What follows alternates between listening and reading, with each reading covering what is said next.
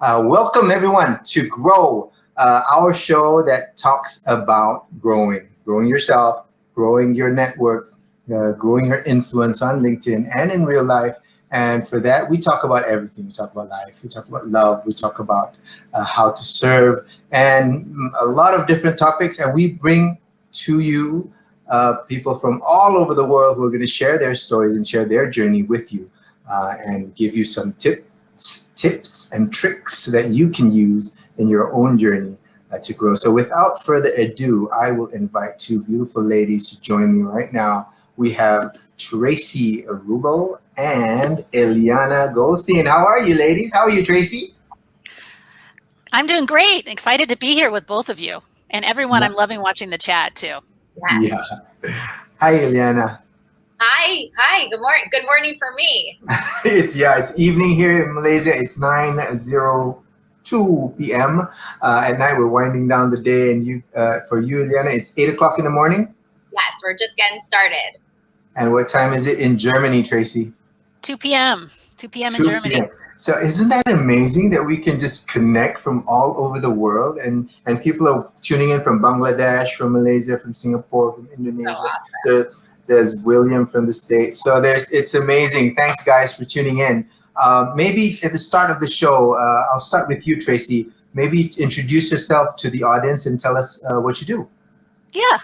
So I've been practicing as a psychotherapist for 16 years. I'm licensed in the state of California. So I'm actually working with all of my California clients on video. I started that before the pandemic. So I was kind of a pro at the whole video therapy thing before everyone was doing it, and love it.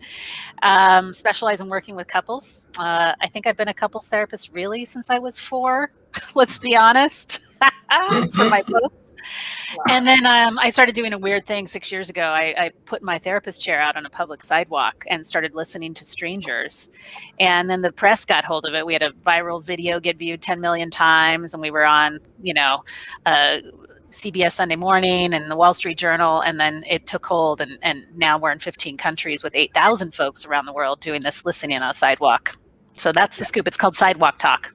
That's amazing. We'll talk about that a little bit later. How about you, Eliana? Why don't you introduce yourself?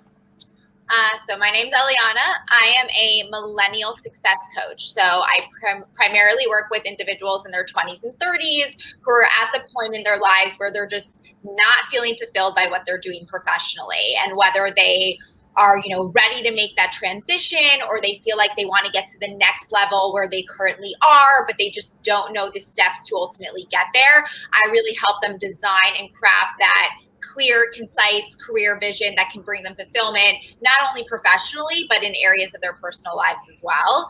And prior to coaching, I actually worked in the corporate world for almost 10 years. I was in sales and business development at a variety of different companies, and like many millennials out there, felt very unfulfilled by what I was doing. I was burnt out, and I was just kind of at a total loss when it came to my next steps, and kind of found the world of coaching and personal development, and kind of went straight in and haven't turned back since. So love what I do and the opportunity to have these types of opportunities. So I'm so excited to be here. I'm excited to have you. And right before the show started, ladies and gentlemen, Eliana told us she just had a baby 8 months ago, and me and Traci were like, "Oh, we love babies." New mom, building a business, so much going on, but it's so awesome. I love all of it. Wow, well, and we've got to shout out Eliana's awesome success too. That one of her articles was picked up by LinkedIn Pulse too. I kind of want to do a little of this for Eliana. It's amazing, man. And I when it came out on my feed, I was immediately took a screenshot and sent it to her. And because this is amazing. This is a real acknowledgement that what you are writing and what you're posting really is valuable to a lot of people. So congratulations for that. That's amazing. So that brings us to LinkedIn, because we are all connected here on LinkedIn, and our audience is from all over the place on LinkedIn. How do you use it, Eliana, for your business? What does it do for you, this platform?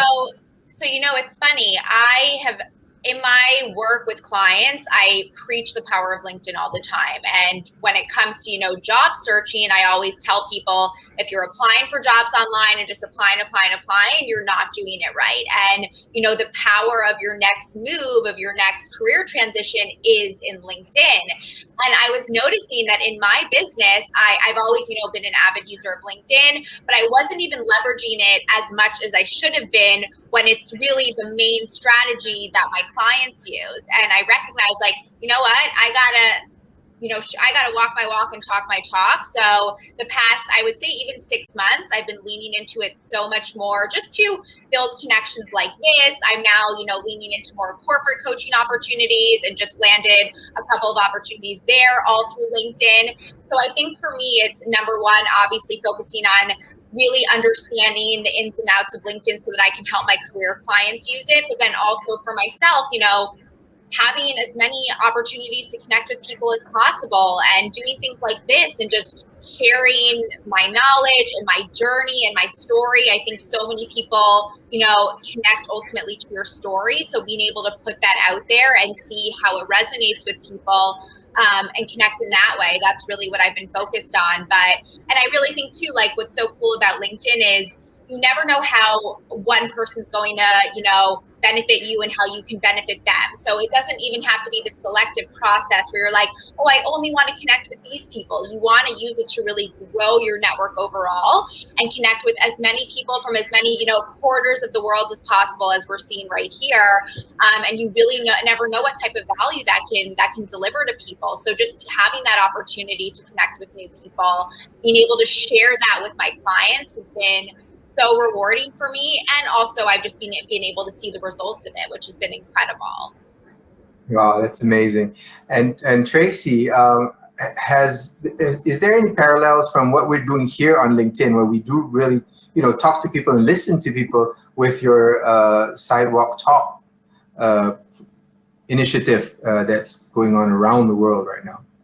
Yeah, I loved what your lead up was to our conversation today, which was about how do I serve people? And here's the potential that I think LinkedIn has that links to Sidewalk Talk's mission, which is we're all humans. We're not worker bees. We're not machines. We're not objects to be used to introduce you to somebody else. We're people that really want to be seen, and we're people that want to be known. And so how I use LinkedIn is to really try to get super authentic in how I'm connecting with people. One of my core values, well, I have two that I'll share with you: learning and play. I'm a very silly, playful person, and I learn in connection. So I reach out to people on LinkedIn that I feel like can teach me something and that are playful. And usually I want to share my platform with them, because at Sidewalk Talk, we've gotten a lot of press attention and we have a really great podcast. So I'm always looking for, who are these people that are researchers in compassion, empathy, listening, trust building. But also I love having folks like you, who I hope will be on, not from the United States, because I really like to learn cross-culturally too. So I have folks from Yemen who've been on our podcast, and from South Africa, and from Nigeria, and from Singapore. So we really like to get these cross-cultural perspectives, and LinkedIn, better than other social media networks, I feel like helps you zero in on where a person's from and what their life experiences are, so that the connection is way more meaningful to me. Well, I definitely think so. And, different social medias there's different intentions that people go for. And I think what I found, at least on LinkedIn, is people are so supportive and so positive. I'm sure there's negative people out there, but the vibe you get just by putting yourself out there and putting content out there is just so nourishing for me, actually. It seems kind of selfish, because I put content out there and I enjoy so much the feedback that I get from people. So what do you tell your clients, Eliana, about really putting themselves out there? What Traci was talking about, being authentic and talking about themselves. Yeah. So I think, like you said, being authentic is a really big part of the career process, and something I always share with my clients is, and I think that there's a lot of people, especially when they're looking for new jobs, they're nervous, they're anxious, and they tend to keep themselves very insulated. And, if they are going to network, quote unquote, with anybody, it's, their parent's friend or a friend of a friend, and they get sort of nervous about broadening outside of that. And I think it's really about understanding the potential that happens when you push yourself a little bit outside of your comfort zone and connect with people that you don't necessarily know, right? Like, that's where expansion happens, and that's where you learn so much. So what I'm always pushing with my clients is, okay, let's connect with new people that are maybe in a field you've always wanted to explore, but you don't know anything about. And if you can create that connection and you can reach out in an authentic way, letting them know that you genuinely just want to learn, right? Like, it's not even about, can you get me a job right now? It's, wow, I really admire your career journey and everything you've been able to accomplish. I would love to be able to learn from you. Like what Traci was saying before, like the power of learning, that is going to get amazing feedback. Most people, for the most part, like you were saying, on LinkedIn, want to connect with others, want to teach others. So people are going to be receptive to that message. And you can really create genuine connections. And ultimately, those types of connections are what is going to get you jobs, right? Not just applying to a random website and having your resume go into like thousands and thousands of other resumes. But if you really build that connection, share your story, share why you admire their story, that's really what's going to move you forward. So really helping my clients see and understand that is a lot of the work that we ultimately do together. Right. And I love what you said earlier, that, you have to really start walking the talk yourself. Mm-hmm. And you need to put yourself out there as well. And have you found, I know, Traci, you've been in therapy and in your lines of business for a long while. So you probably have a good network of referrals of people who are your fans, who want to work with you. Why do you still need to put yourself out here on LinkedIn and connect to more people? What drives that? First of all, I have a nonprofit that I volunteer my time to lead. So I'm always trying to serve through that nonprofit. But look, we need connection in order to feel healthy. So LinkedIn becomes a source for me to continue to be a healthy human, where I get to connect with other people that inspire me. Like you said it feels nourishing to you, right? And then Eliana, you said, look, it's a way for me to practice what I preach and stretch myself. LinkedIn is both of those things for me. I get to stretch. It's very uncomfortable coming to psychotherapy. I think I could afford a little discomfort and be in the same boat with my clients, because sometimes I get a little shy at times. But most of all, I like learning from really smart people, and there are a lot of really smart people here. So That's the key. All you need to do is just reach out. There's so many people who are willing to help as well. Of course, there's tons of smart people, but people are so willing to offer their help. And I was talking about this this morning. How can I help you? These 5 little words that you put out there, and try and genuinely be from a place where you want to help others. Have you seen those kind of examples, Traci, of people just willing to help others on this platform? Totally. And I think that it's a particular type of person, and I tend to quickly suss out, look, who are the helpers and who are the takers, and try to sort of align myself with the folks that are co-creative. I love co-creation. I love creating in community. I just think it's so much richer. And there are a lot of folks that are willing to help. I just had someone that I met through LinkedIn, invited him on the podcast. He said, here's my network. What can I do? Who can I introduce you to? And that happens all the time, especially if there is a certain kind of generosity of spirit that you're coming to the conversation with. It's very important how I show up in the conversation, that I'm not just taking, that I'm really coming from a spirit of service, and it's how I approach the initial contact. Then there just is this beautiful reciprocity that starts to take hold. Yeah, that is beautiful when you feel that connection, and both parties benefit, right? It's one of my pet, I won't call it a peeve, but what I really want to tell people is, on your first DM, do not try and sell me something. Do not ask me to do something for you. It just puts people off, doesn't it, Eliana? That, we are so used to people offering help and doing this, but so when you come and say, oh, I have this and this, please come and like my page or buy this for me or help me get a job, it really turns people off, doesn't it?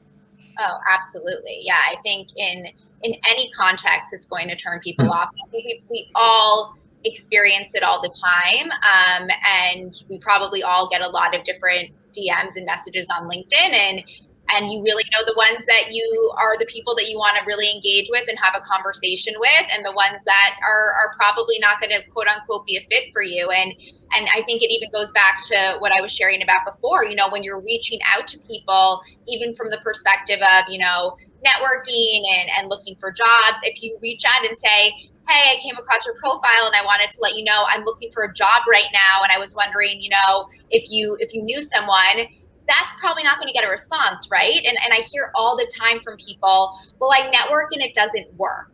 And it's not that networking doesn't work, it's just more so the approach you're taking to it is not what's working. And you have to think about ultimately what is going to elicit someone to want to respond, to want to engage in a conversation with me, and think about it like, what would you respond to? What's gonna catch your eye? What are you gonna want to ultimately engage with? And that's how you have to think about it when you are making these new connections. And I'm sure, Traci can speak to it. Like, there's a little bit of a psychology behind it in terms of, what catches people's eyes and ultimately what drives them to say, hey, that's the person that I ultimately want to speak with. So we need to be strategic and thoughtful about that for sure. Right. And you spoke about empathy, Traci, about, really putting yourself in somebody else's shoes and seeing how you can feel what they're going through. And this platform allows us to do that by, really understanding where they're coming from. What kind of examples do you have, Traci, of this sort of interaction? I'm sure you have tons. Well, I have a little side confession to make, you guys. I used to sell software before I became a therapist, and I was joking with Eliana and Aziph that I'm going to say it out loud. I can't believe I say it. I am the world's best cold caller. Woo! She is. I'm going to tell you why. Because I don't sell stuff when I cold call people. I always read something about the person ahead of time. I used to call into the CIO of the U.S. Army, or I used to cold call into the FBI and the CIA selling databases. And now I sometimes cold call really famous people to be on the Sidewalk Talk podcast. And I am A, totally myself. B, I'm always trying to send something that serves. So oftentimes I'll read something about them and say, this was freaking cool. And I won't say this was, oh, I really liked this article. I'll say, this was freaking cool. Totally I'm super into what you're doing, right? I'm not going to say who it was, but I got a response from somebody who did come on the podcast, and they said, oh, I don't do any speaking engagements. I'm too busy. I said, I get it. And I know that you're somebody that's big into education. I'm going to send you this really interesting conversation I had with my 7-year-old on empathy, because I think you'll really dig it. And he responded back. He says, oh, I'm coming on the podcast for your kid. So it's not manipulative. It's being super you. And it took me a while to get comfortable being super me, because I thought I'd get rejected. It does hurt sometimes to put yourself out there as super you. But you learn how to go, look, with every yes, there's usually 10 no's, and you just kind of roll with that, and you can build some resilience around that. And the last thing I'll say with regard to your question around empathy is really acknowledging when you're talking to people, they're getting a lot of other messages. So I keep it super short, and I always put exactly why I'm reaching out in the first sentence, because then I am doing them a service by letting them not read my message if they don't want to. And, right. And some people say, no, I need to grab their attention with this great marketing spiel. I'm like, no, don't do that. Tell them why you're reaching them, and they can skip your message. And then, one time I was calling this guy, and I said, hey, I know you don't have time. I said, so here's the scoop. One of our people are going to be on your company's campus next week. Do you want us to swing by and meet with you? And that's all I put. No pitch, nothing. So those are my little thinking about their shortness of time. So sorry, I get way too excited talking about cold calling. It's really weird. No, it is an amazing story though. And you actually said you're not a good storyteller, but I think that's not true. You tell awesome stories, and I can vouch for your messages because Traci had sent me a couple of DMs as well, and they were straight to the point. They were voice messages. She was cackling over on the phone, and it was amazing. I loved all of those. So, but what you said about being truly yourself. Now, Eliana, I'm sure you go through this with your clients as well, but especially if people are new here on LinkedIn and they're just starting to like create content, they're putting their first posts out there. How do you know who's the real you, right? How do you know what to put out there? I get this asked a lot. What do you say about that, Eliana? I think that's such a wonderful question. And I love everything Traci was saying. I think it's all about authenticity, right? Like authenticity is the key to success, I think, in every single sector of our lives. But I would say that, when we're sharing content and thinking about what do we want to put out there, first and foremost, we're talking about storytelling. Like, what is your story? What brought you to the LinkedIn platform? What have your struggles been, and what are you looking to achieve through being here? Just sharing that completely authentically, the good, the bad, the ugly, all of that is ultimately what people are going to connect with. And I think beyond that, in terms of, what's some work that you can do on your own, and then maybe even share that via LinkedIn. And Traci was talking about her values before. I think some of the most important work that we can do is discovering what our values are. And I think that, I work a lot with millennials. If you ask the average millennial, what are a few of your most important values? Most of them can't answer that, and they're really not clear on what that is. So I always say that values are a great place to start, doing the work and figuring out, what is important to me? What do I want to achieve? What do I value? And really figuring that out. And even just sharing that, this is what I'm here for. These are what my values are. These are the type of people that I'm looking to connect with. You're being your authentic self. And I promise that authenticity is going to drive the right people in. And like Traci said, there might be people who don't resonate. There's always going to be the no's, but the true yeses are ultimately the people that you want to connect with and that you want to bring into your lives and your network. So when we lead with authenticity, it always, always, always brings us to the right place. So just focus on that and just be yourself. That's so beautifully put. We have Amir Hazrael here. I think he's from Malaysia. He says, interestingly, LinkedIn is where I go after a stressful day at work. So he uses this as a de-stressing platform, which is amazing. Here's another wonderful, beautiful lady that if you haven't met yet, if not connected yet, please do connect to Andrea Koppel. You would know her from CNN. She now has a wonderful podcast to help young students and graduates, really discover themselves, what you're talking about, Eliana. So to all the audience out there, please connect to these wonderful people and connect to everyone in the audience because, you never know where that one connection will lead you to. And I've had so many experiences, of which I've only been active in this last few months. But even in this short time, I have just made so many connections that have led me to places that we could never have imagined. You can't plan this. You can't write a script like this. It just happens, and somebody introduces you to somebody else, and suddenly we're talking about an amazing thing that you once thought about, but now is real. So Traci, how, you're a psychotherapist. So if somebody has these issues, they don't want to put themselves out there. They don't want to be their authentic self. They want to stay in their cocoon, but they want to, get better jobs, better opportunities. How do they, overcome that? Yeah, there's two things that come to mind when you say that. I don't think that anybody doesn't want to be their authentic self. I think they're being self-protective. And so I like to honor that, sometimes there's really good reasons to be self-protective. But the way to stretch beyond that is to find, okay, well, what are there ways that I can feel safe and put myself out there. And so there can be these micro movements that folks can engage in that doesn't have to look like massive extroversion, having this massive strategy. It's finding this one thing. I love like little tiny cogs, little turns of the cogs, And I want to honor, for some folks, this feels super scary. And I want to just say to you folks where it's scary, I totally get that. And that is okay.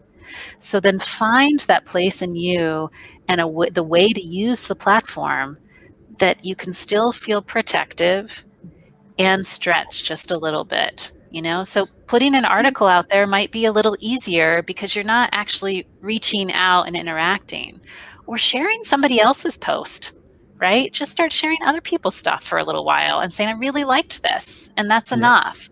Right? Yeah. And so I would say challenge yourself with one safe thing that you can do that's different as a starting point. And if you don't feel comfortable being your authentic self, then there's some opportunities to investigate what doesn't feel safe about that. Right. And there's so many ways to put yourself out there as well. You don't have to do live shows like this. You can just write little short text posts, or you can, if you like images, you can put nice photos there.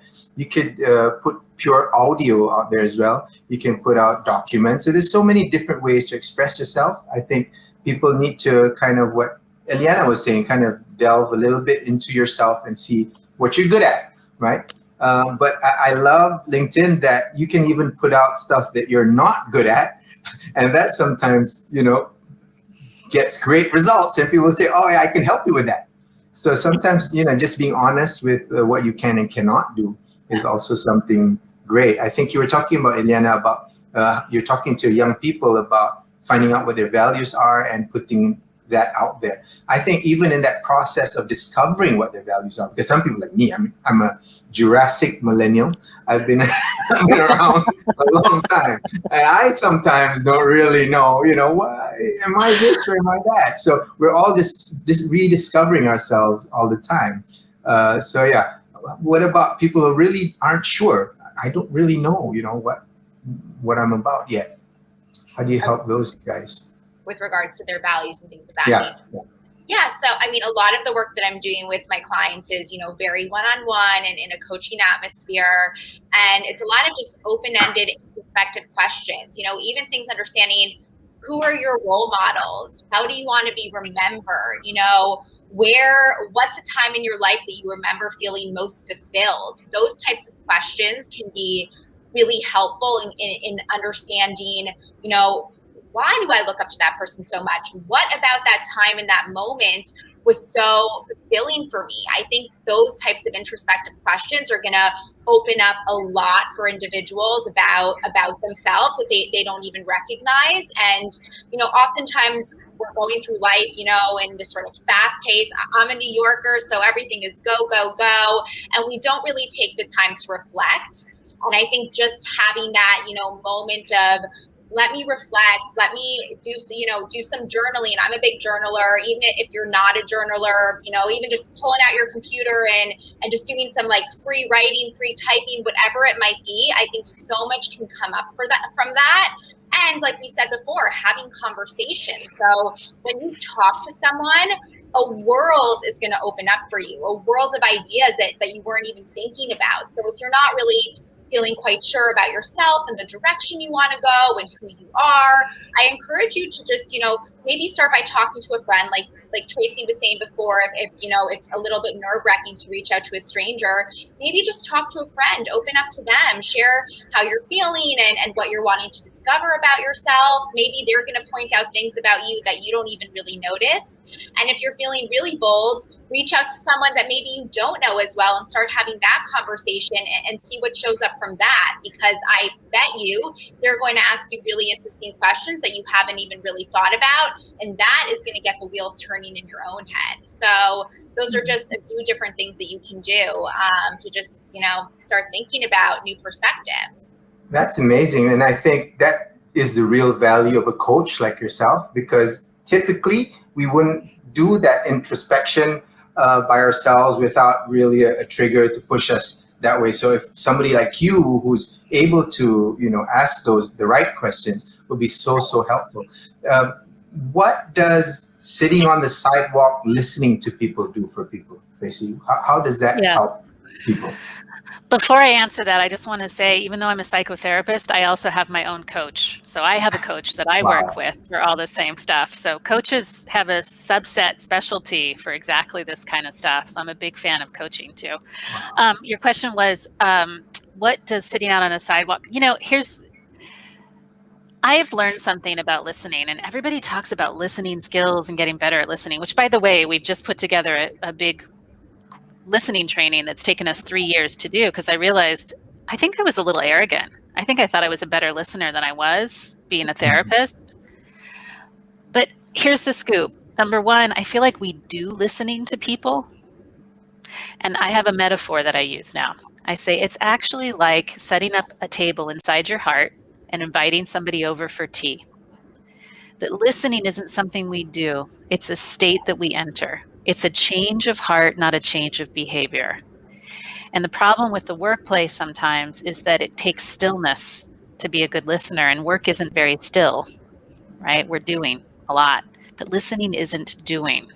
And that has been a big shift for me, because I think even as a therapist, I was doing listening to people rather than setting a table and saying, come into my heart for a cup of tea. I really want to know who you are and honor who you are deeply. So that's number one. Number two, what Eliana was just saying, if you talk to a friend, when you're in deep connection with another human like that, it increases your sense of psychological safety, and your creative brain just goes off the wall. You think and see more possibilities than you would have if you were just consternating and toiling in your head alone. Connection makes us feel psychologically safe. It has a whole hit of oxytocin and dopamine and norepinephrine, and now we're super creative and come up with all kinds of crazy good ideas that we don't all by ourselves. And it's fun. It feels good. I love the metaphor. I love it's not doing, it's being, right? You're in that state of just inviting people over. That's beautiful. In my work, I do a lot of engagement. I'm head of employee engagement. We have employees all over the country. And before COVID, I would get on a plane and just travel and just sit and just listen to people and just understand where they're coming from and how I could help make their experience a better one by coming to work for us. But now with COVID, I find that sometimes it's even better because I have attention, and I have, like, if I'm talking to the two of you, I have your attention, and I can really, listen to what you're saying instead of being in front of a room of 30 people or 50 people. I even find it more fulfilling now that I'm doing my listening online.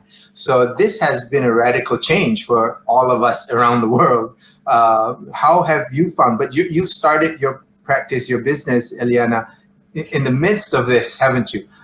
After COVID struck. So how have you found that? Pretty much. I had a whirlwind of sort of like life changes. I got married, got pregnant, left my job, started my business in probably under 5 months. So it was a lot of change, a lot of transition. I had started my business right prior to the pandemic hitting, and I think I had this moment of, oh my God, what's going to happen? Is this going to work out? I don't know. And, a funny thing happened. I think, again, we have to see the silver linings behind everything. Obviously, this has been an absolutely horrifying and scary and sad time for the entire world. But I think something beautiful that happened in it is that people had that time to sit back and reflect, right? Like we were talking about the power of reflection, and when you're no longer going into an office every day and you have quote unquote more free time on your hands, even if you should be working, we do just have that time to take a step back. And I found that there was almost this demand from people to, say, I'm recognizing that I'm not really happy with what I'm doing right now, and I'm no longer okay with that. And I want to find the guidance to ultimately get me to where I would like to be. So it ended up being this weird sort of crazy thing where I was expecting, oh my God, how is, a business going to grow in this environment? But it really ended up taking off because so many people, really just had that time to step back and reflect on what they wanted for themselves. And this trend has been continuing. I mean, I think that we always need to look at all the positives that come from every hard situation. And I think people are just recognizing now that they don't need to settle anymore, and they don't need to just, take a job because, obviously it pays the bills, but it goes beyond that. It's really, what can I do to find fulfillment in my life? And of course, at the same time, there are so many people who were let go or who were furloughed, and that was so difficult. But I think there have also been all these new resources that have come out as a result of COVID to help those people and support those people. So being able to be a part of that has been so rewarding for me, and just, seeing people like one chapter of their lives or the doors closing to an extent, but then seeing the next chapter opening up and seeing what that has brought them has been unbelievable and just so exciting for me. Oh, that's amazing. Traci, you were talking about you doing online therapy before it became the new norm. So how did that start out for you, and why did you go into that direction? So I'm licensed in the state of California, and in the United States, when you're a therapist, you're a healthcare provider. So like a doctor, you have to actually pass an exam, and you have to work with a mentor for many, many years. So it took me 6.5, 7. I spent 8 years training to become a therapist. So I'm licensed so people can get health insurance coverage for their time seeing me. And I moved to Germany because I married a German man, and I'm still working with my California clients from Germany so we can be near grandma and grandpa. And, I come from tech, so I'm like, yeah, I'm going to give it a go. And there have been some really interesting benefits, like you'd said. I mean, I love looking at your kitchen. I'm like, I know a lot more about Aziph now. I love meeting, I get to see a different part of my clients because their dog or kitty will pop in, and watching how their whole body language changes when their dog comes into the screen. I'm like, woo, I can use that, right? Or when their toddler walks into the room, and to watch how they engage. Or I work with half my clients are couples, and to watch how maybe some teeth gnashing happen when the kid is like trying to tear the computer off the table. It's just all information, really. And then the second is I've taken some body language training through folks that have worked at the FBI and the DHS. So I kind of score kind of off the charts with facial expression more than body language.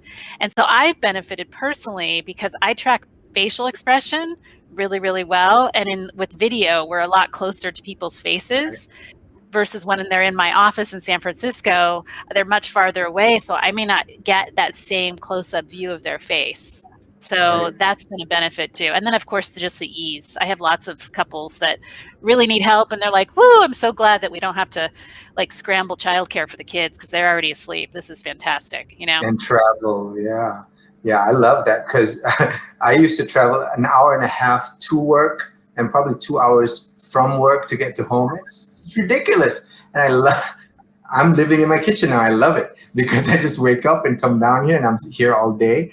But that is fascinating that you're saying these online sessions are even more beneficial because you actually get to see their faces more. I kind of intuitively knew that, but I didn't know, of course, I don't know the science behind it, but I do get to see people's faces closer, and it does make a difference, right? And they can't really hide behind somebody else as they would in a big room setting. So, time flies, ladies. It's now 40 minutes that we've been talking to each other, and there's amazing comments that we're having throughout the chat. Andrea is on again. She says it's the magic of life. So that's what I tell college students I coach, why they shouldn't stress about the long-term future. They'll have magical encounters that will change their life, right? I mean, we're living in the moment. There's really not much you can do about what we're going through right now as a species, as a planet.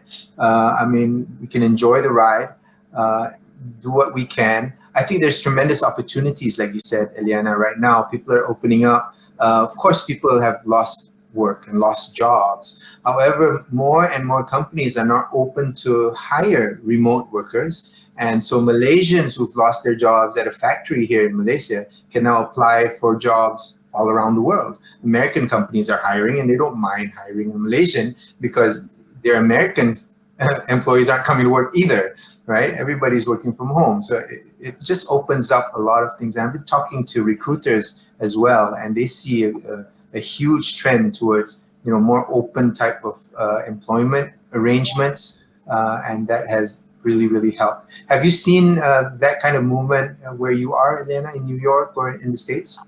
Oh yeah, absolutely. And across all industries, you know, the industries that you would never in a million years think would be hiring remote workers. You know, I have clients who are lawyers of big time firms and they're working remote. And it's funny, lawyers is actually a subset of who I work with because that is an industry that experiences massive burnout. And they're, you know, figuring out how to approach the workforce in a new way right now. And I think it's just I think the next, you know, 10, 15, 20 years are going to be unbelievable when it comes to, you know, work and what it looks like, and recognizing that people don't need to be changed to their desks and that productivity doesn't necessarily decline. And I'm so excited to see like the new trends that emerge as a result of that. So absolutely, we're seeing that here as well. Wow. And as a transcontinental therapist, Traci, you're like serving clients literally across the globe from where you are. How has that opened up? Obviously, you have, like I said, an NGO that is working around the world right now. So is this moment, you know, more helpful to the work that you're doing, that now you're connecting with more people around the world? Yeah, my biggest wish from this time is that there is licensing reciprocity, because I'll have somebody that I'll meet and they'll say, look, I really think you're the therapist for me, but they're in London. And I'm like, well, we've got a little bit of a challenge here because the NHS isn't going to cover, you know, working with me. And then in the States, similarly, I have lots of colleagues all over the place, and we like to cross-refer, but we can't cross-refer across state lines. So my hope is that there's a democratization of mental health care, which means that you're able to find the exact right match of therapist, and it doesn't matter where they're located. And so that's going to take some policy change, but I hope it happens because it certainly will improve the quality of the mental health care that people can get. Yeah. You know, we like you said, Eliana, we don't know what the opportunities are, but you know, we have a feeling that it's going to be massive. It's going to be positive in that sense. Right now, as you said, there has not been a productivity decline. In my work, that tremendously helped me put out the case for my company to just allow everybody to work from home right now, because we've been tracking that. And since March of last year, we have tracked productivity. We have tracked how quickly we can roll out new products to clients. But what was interesting is, because our CEO in particular was very strongly supportive of our mission, our purpose, and the vision and the values of the company. When we have our management meetings now, it's run by the BCM, the Business Continuity Group, so it's no longer the traditional hierarchy. He would always remind us, is this in line with our purpose? Is this decision we're making right now going to help us achieve our vision? And because of that, there's 4 major telcos here in Malaysia. And there was a consultancy that did a study to ask, how do you feel your telco treated you during COVID? And we came out heads and shoulders above the competition, mainly because of our CEO asking us, is this in line with our purpose? And our purpose is advancing our societies. So he said, is this advancing the societies or not? And one of the things that the government of Malaysia made us do was give 1 free GB of data to every single subscriber. So all telcos have to do the same thing. But because we kept being asked, is this in line with our purpose? We gave that free GB easily because we knew people needed it for studies, for their work, for whatever. And we told people proactively, don't worry about it. Use your free GB first before we take any of your data that you paid for. While our competitors had them fill out forms, apply for it, order it, and it just made life difficult for them. So I'm so thankful that our senior management really sees the value of having values and purpose. So that's great. Is that something that you advise your clients as well, Eliana?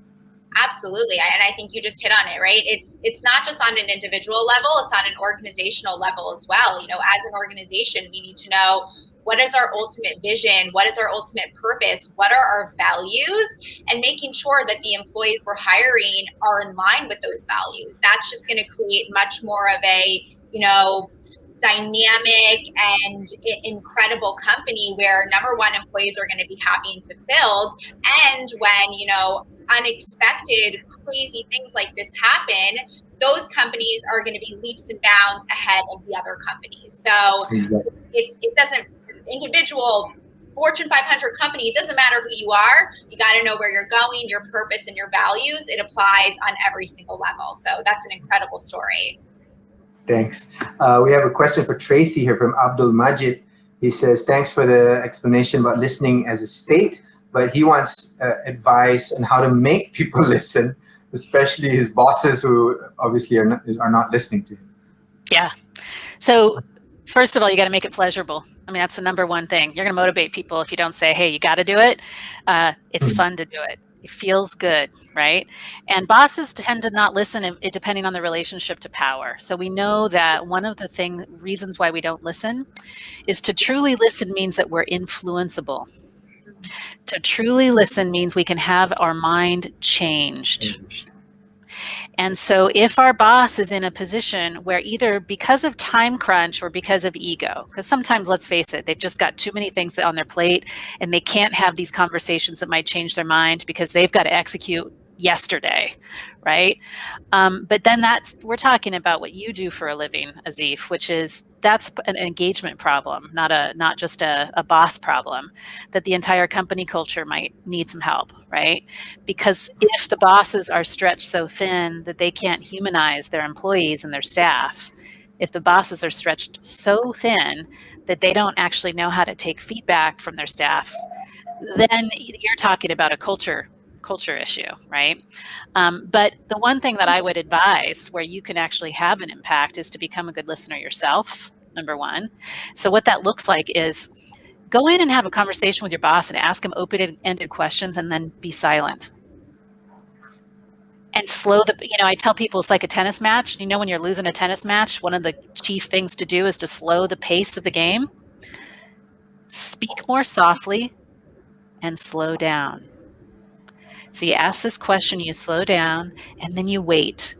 And then you let your boss respond, and then you continue to hold the silence to see if they say more. And then if after 5 seconds they don't say anything else, ask an open-ended question that amplifies an emotion that comes out of what they just said. Wow, when you said that, what I imagine is that you're feeling really excited or you're feeling really stressed. How is that for you to be feeling so stressed out? See if you can get them talking about their feelings, and you want to be non-judgmental. Don't offer advice. Don't offer to soothe their stress. Be really reverent and respectful, but you're asking because you're saying, I want to know who you are. And I think that short term, that's the best way to influence your boss's listening behavior is to become a kick-ass listener. Wow. That is amazing. That's worth the price of the ticket right there, ladies and gentlemen. That was great advice. Thank you so much, Traci. We have a question for Eliana. From Robert Berry, he says, what's the most important thing organizations need to understand about millennials to create a successful employer-employee relationship? Great question.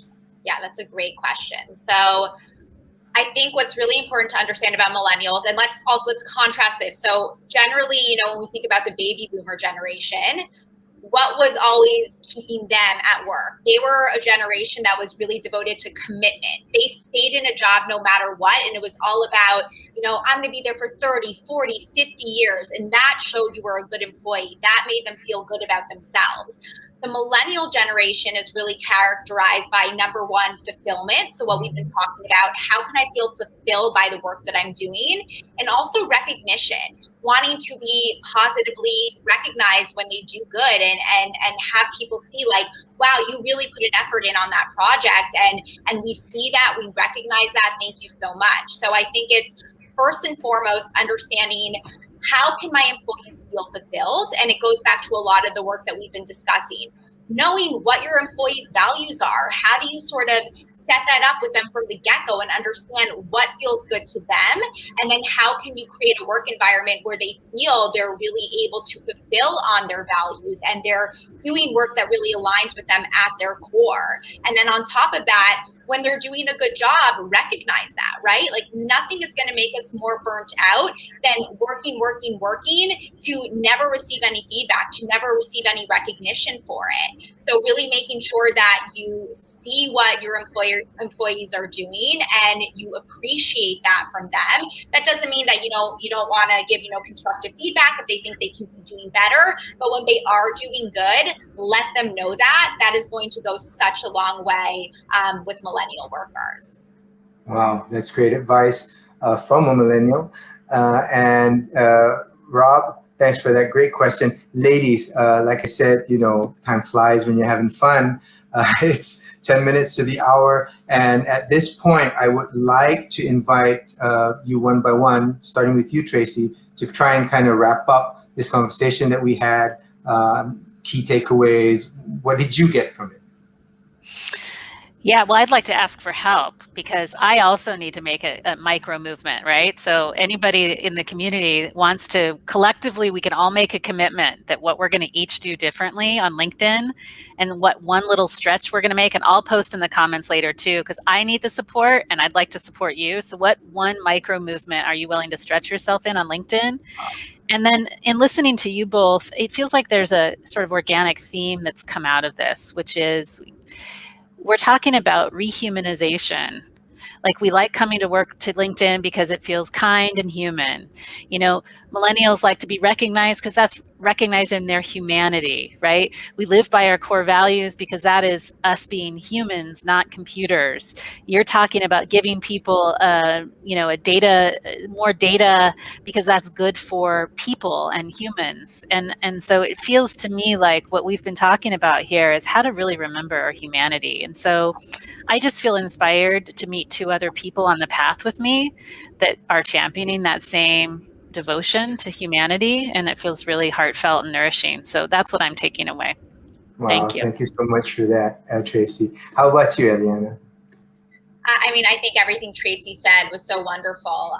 And what I would also like to add is to everybody who's here and who's tuning in, recognizing that myself, Traci, Aziph, we're all from different backgrounds. We're doing different things, yet we were able to sit here and have a conversation for almost an hour where time flew and learned so much from one another. So I feel like this is a living and working example of what you can get when you're willing to reach out and have conversations with people. So I love Traci's challenge, and I think that's wonderful, and everyone should do that and just figure out a way that you can comfortably put yourself out there and see what comes from it. And also going back to what we shared before around authenticity and just leaning into your authentic self. And if there's an area that you feel you maybe haven't been so authentic, how can you shift that a little bit? How can you show up more authentically and what comes as a result of that? And also, I'll also share in the comments later, we've been talking a lot about values and, core questions and prompts to better understand your values. I can share some of those prompts as well if people are interested in doing that work. Excellent. Thank you so much for that. And ladies and gentlemen, we really appreciate you for showing up here and engaging with us in the chat section is the star of the show here.